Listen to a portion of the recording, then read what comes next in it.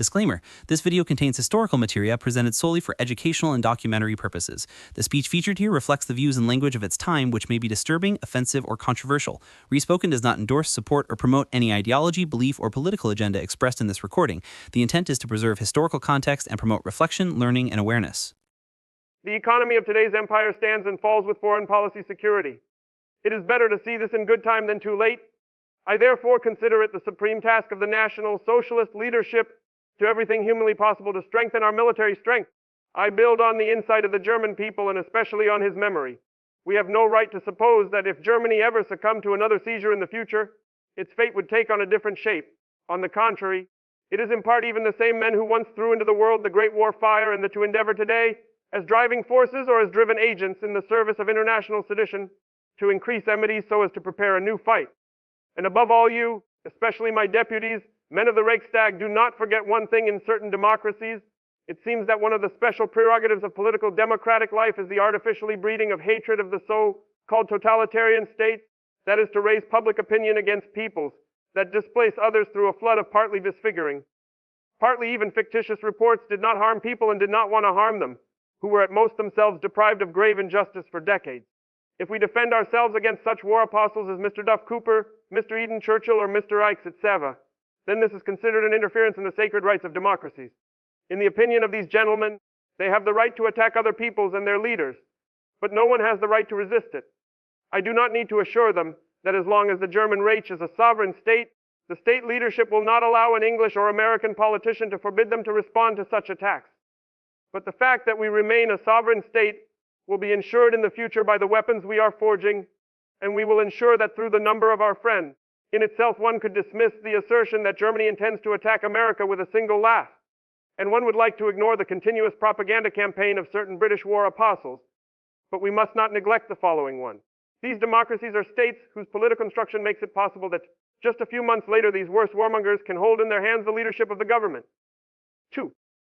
Therefore, we owe it to the security of the Reich to enlighten the German people in good time about these men. Since the German people felt no hatred of England, America, or France, but wanted their peace and quiet, but these peoples continue to be spurred on by their Jewish or non-Jewish agitators against Germany and the German people. In the event of the intentions of these advocates of war our own people into a psychologically unprepared and therefore inexplicable situation. I therefore think it necessary that from now on in our propaganda and in our press the attack should always be answered and, above all, brought to the attention of the German people. It must know who the men are who want to break a war under all circumstances.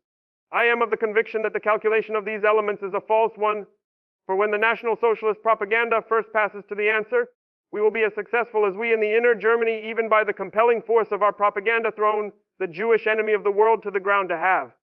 The peoples will realize in a short time that National Socialist Germany does not want hostility to other peoples, that all the assertions about the intentions of our people to attack foreign peoples are either morbidly hysterical or out of the personal self-preservation addiction of individual politicians, but that lies in certain states conscienceless thieves should serve to save their finances, and that, above all, international Jewry may hope to achieve satisfaction in their vindictiveness and greed for profit, but that they represent the monstrous slander that can be done to a great and peace-loving people. For example, German soldiers have never fought on American soil except in the service of American independence and liberation struggles. But American soldiers have been brought to Europe to help stifle a great nation struggling to free itself. It was not Germany that attacked America, but America Germany, and as the Commission of Inquiry of the American House of Representatives has stated without any compelling cause, only for capitalist reasons. Everyone should be aware of one thing: these attempts, above all, cannot in the least affect Germany in the settlement of his Jewish question. I would like to say the following about the Jewish question. It is a shameful spectacle to see today how the whole world drags pity on democracy, and how hard-hearted it is for the poor and tormented Jewish people in view of the obvious duty to help. The arguments used to apologize for non-assistance speak only for us Germans and Italians, because one says one. We, the democracies, are not in a position to take in the Jews. There are still 10 people per square kilometer in these world empires, while Germany has 135 to feed on the square kilometer, but still be able to do so. 2. It is asserted, we cannot take you unless you get from Germany a certain amount of capital to immigration. However, Germany was good enough to absorb these elements for centuries, even though they had nothing but contagious political and sanitary diseases. What this people has today, it has acquired at the expense of the not-so-cunning German people through the worst manipulations.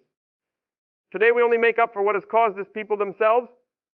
When the rest of the world took away the foreign capital of the German people, when they took all the colonial possessions, the philanthropic considerations of the democratic statesmen apparently had no decisive influence.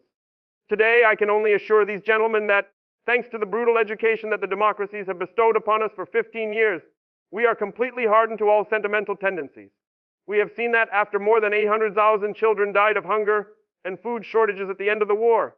Almost 1 million pieces of dairy cows were driven away after the cruel paragraphs of a dictate imposed by the democratic humane world apostles impose us as a peace treaty.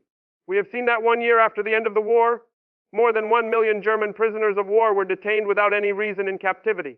We had to endure that far more than 1.5 million Germans from their frontier areas were being wrenched from their belongings and whipped almost exclusively with what they carried on their bodies.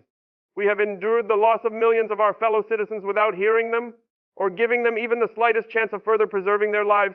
I could add dozens of the most gruesome examples to those examples. So stay tuned with humanity.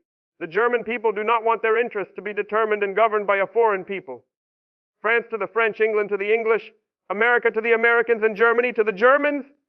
We are determined to stop the nesting of foreign people that has been able to seize all leadership and to deport this people, because we are willing to educate our own people for these leadership positions. We have hundreds of thousands of the brightest peasant and working children. We will have them educated, and we are already educating them, and we would like them to once occupy the leading positions in the state with our other educated classes, not the families of a people we do not know. Above all, however, German culture is, as its name implies, German and not Jewish, and its administration and care are therefore placed in the hands of our people. But if the rest of the world cries out with hypocritical expression over this barbaric expulsion of such an irreplaceable, culturally valuable element from Germany, then we can only be amazed at the consequences that are drawn from it. For how should we be thankful that we release these magnificent cultural bearers and make them available to the other world? She cannot, according to her own statements, give a reason for apology, which is why she refuses to admit these most valuable people to her countries. It is also difficult to see why the members of this race are otherwise being expected to serve the German people, but in the country so swarming for these splendid people, they suddenly refuse to accept it under all possible excuses. I believe that this problem will be solved all the better, because Europe cannot calm down until the Jewish question is resolved. It may very well be that sooner or later there will be an agreement in Europe on this problem, even between nations that would otherwise not find their way together. The world has sufficient settlement space, but it must finally be broken with the opinion that the Jewish people are destined by God to be, in a certain percentage, benefactors of the body and of the productive work of other peoples. Judaism will have to adapt to solid building activity as other peoples do, or it will sooner or later succumb to a crisis of unimaginable proportions. And one thing I would like to say at this, perhaps not only for as Germans' memorable days, I've been a prophet in my life very often, and was mostly laughed at. At the time of my struggle for power, it was primarily the Jewish people who only accepted my prophecies with laughter. Once in Germany, I would take over the leadership of the state, and thus of the entire people, and then, among many others, the Jewish problem brings solution. I believe that this laudable laughter, meanwhile, has stifled Judaism in Germany already in the throat. Today, I want to be a prophet again. If international financial jury in and outside Europe should succeed in plunging the peoples once again into a world war, then the result will not be the Bolshevization of the earth, and thus the victory of Judaism, but annihilation of the Jewish race in Europe. For the time of the propagandistic defenselessness of non-Jewish peoples is over. National Socialist Germany and Fascist Italy possess those institutions which, if necessary, may enlighten the world of the nature of a question which is instinctively conscious to many peoples and only scientifically unclear. At present, Judaism may, in certain states, conduct its incitement under the protection of a press, film, radio propaganda, the theater, literature, etc., which it holds in its possession. But if this people succeeds again, the masses of millions of people should be united to rush for this completely meaningless and only Jewish interest fight, then the effectiveness of an enlightenment will express itself, which has completely succumbed to the Judaism in Germany already in few years. The peoples no longer want to die on the battlefields to earn this rootless international race in the business of war and satisfy their Old Testament vengeance. On the Jewish slogan, proletarians of all countries, unite, will win a higher realization, namely creating members of all nations, recognize your common enemy. Let us thank God the Almighty for having blessed our generation and us to experience this time and hour.